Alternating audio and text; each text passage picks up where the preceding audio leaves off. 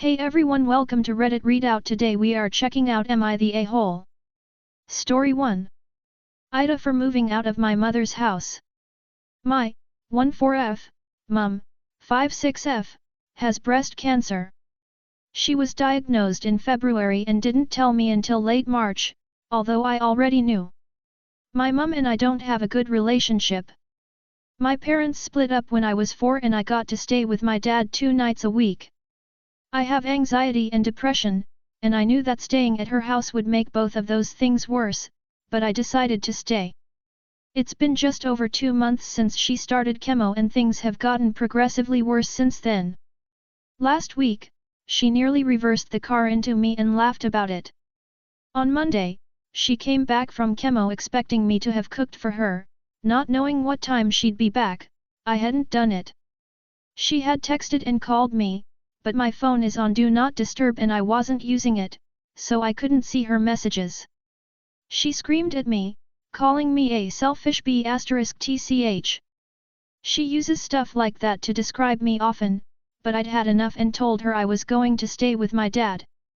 I've been staying with him for 6 days now and it's been so much better. My dad does live around 4.5 miles away from my school, which is impractical.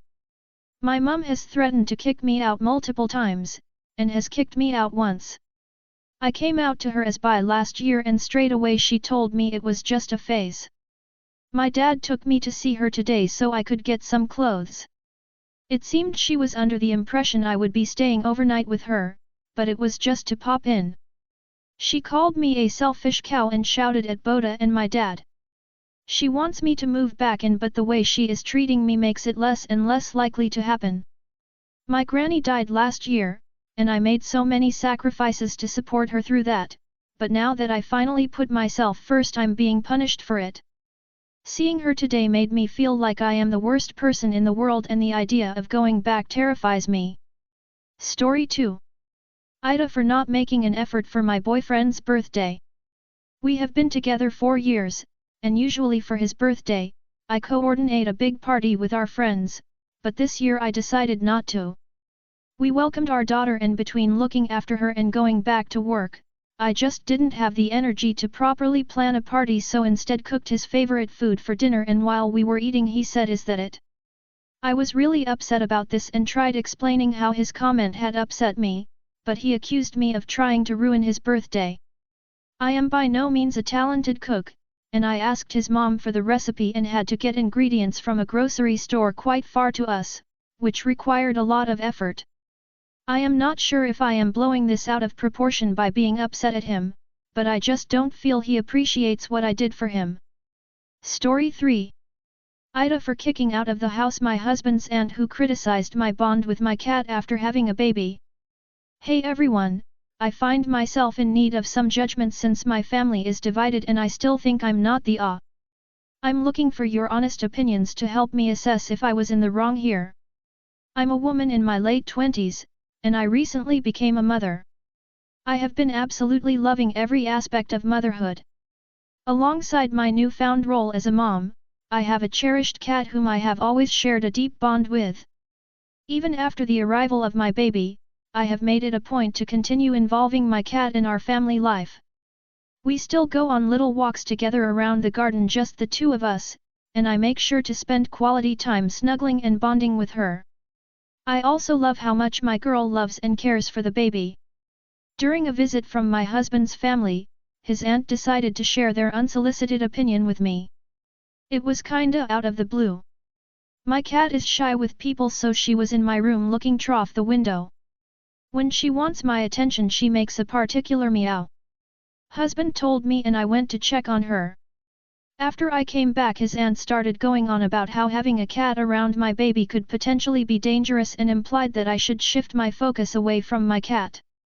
She said it was not natural and that I should just focus on the baby. A cat is a cat. I told her to get out of my house now. She was astonished and I told her it is extremely rude to go to other people's houses, and starting to criticize how they live their lives, especially when we barely have a relationship. I have seen the woman 3 times in my life, one of them was the wedding. She and her sister got out. My husband told me I was right, but I was rude and I could have said that in a better way. My Sil, who was present, think I overreacted. I told my best friend and she's with me, but she's also a cat lover, so if it counts. So Reddit AITA? Story 4. AITA for answering a rude question with a rude question. I'm a happily married gay man and, yesterday I and my husband were at a friend's house celebrating their birthday. At the end of the party a small group of people were sitting around the fire talking shit when a woman who I don't know, friend of friend type of thing, asked me and my husband straight to our faces, so do you like being fucked up the ass or is it your husband? And before you all ask, no, she wasn't drunk, she was the designated driver, I replied. Do you like to fuck on all fours or on your back? She got mad and stormed off calling me a prick. At the time everyone there laughed, most were drunk, but the woman was my friend girlfriend's relative of something and, now he and his girlfriend are getting some backlash. He's mad at me now because even though what she said was offensive I didn't need to stoop to her level. I'm starting to feel bad about, the last thing I wanted was to cause trouble for my friend. So AITA? Edited husband not house autocorrect. Story 5. AITA for banning my dad from my apartment while I'm gone. So I, 23F, need to go away on a work trip for a week and have asked my younger brother, 18M, to live in my place and care for my 2 cats. He's excited because he's always lived at my parents' and it's like a dorm trial before college in the fall. Problem is my parents are antsy about him being there alone. Admittedly I don't live in the best area, but so long as he hangs out indoors and plays video games all week like he's planning, he'll be fine. My dad works in the same city and wants to visit him after work, bring him dinner, make sure he's okay, etc. The problem I have with that is I literally have one house rule that my dad has failed to follow almost every time he has visited. That one rule is that my cats need to be secured in my bedroom with the door closed before the front door opens. My first cat, I've had him for a year now, was either a stray or an outdoor cat before being surrendered to the shelter. While he loves cuddling and being around people, he also desperately wants to go outside, and even now a year later he meows at the doors and windows to be let out. Leaving the politics of outdoor cats aside, I live in a very dangerous area for a cat. On one side of my apartment is a 5-lane 2-way road, and on the other side is a 4-lane road, both being very busy. The back of my apartment is a busy bank. If my cat were to get out and run from being scared, it'd practically be a death certificate. Even though I've reminded my dad of this one rule every time he visits, he always opens the front door while the cats are out. I'm vigilant and catch him and remind him, but he always gets defensive and brushes it off as an accident, then does it again, sometimes twice in one visit. He often tries to stand there having conversation with the door open. My parents' cats have gotten out because of this, but because they live in a suburb they've always been okay. My brother is a little absent-minded and gets absorbed in his video games, so if my dad tries this while I'm not there I don't know if he'll catch it before my boy can sneak out. Thus I've banned my dad from my place and he's extremely angry. He keeps insisting that he won't do it again and that he doesn't want my brother there alone. AITA? Story 6. AITA for messing with the sub to make a point. First, to our community, we're sorry that it had to come to this. This post explains why we've made this decision, so we'd like to take this as an opportunity to explain why this matters to us so much. We love Reddit. Not the company, but the community that's able to exist here. This is a platform that has provided so many meaningful spaces to connect with others. Connecting to share, to entertain, to support, to find belonging. Sometimes to help too. Redditors are capable of doing great things when they come together. Redditors have raised money for countless causes, from r/Free Folk raising over $130,000, to the Dank Charity Alliance raising over $25,000, with Reddit support, and so many more, contributed to the world's largest Secret Santa gift exchange, r/Askhistorians held actual historical conferences, and just so much more.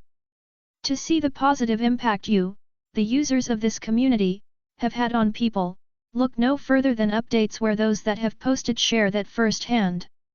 This is why we moderate, and why we pour countless volunteer hours into maintaining this space. We know Reddit is capable of doing so much more good, which makes the recent failures of the company hurt even worse. A big part of what makes this possible is the diversity that exists here. It's the diverse people and communities on Reddit that make it unique. This means accessibility for everyone, and also the freedom to access and interact with Reddit in different ways. There are diverse mod tools that support the diverse communities to customize their subs to do fun and unique things. Several of those tools are unavailable on mobile, unless you're using a third-party app. Without this diversity, Reddit would feel flat and boring. Or it could look like the Story 7.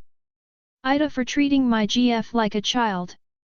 If I am the I will apologize to my GF. We, 26M25F, have been for 1.5 years. We meet like 2 times per week because my place to hers is like 1.5 HRS. This happened yesterday. I was training for my 42 kilometers marathon this August.